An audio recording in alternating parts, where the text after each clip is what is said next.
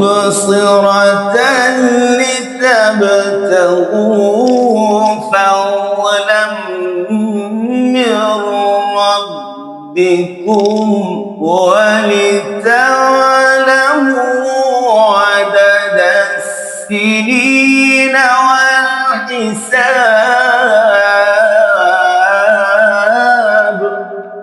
وكل شيء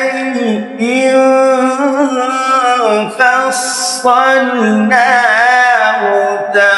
تفصيلا وكل إنسان ألزمناه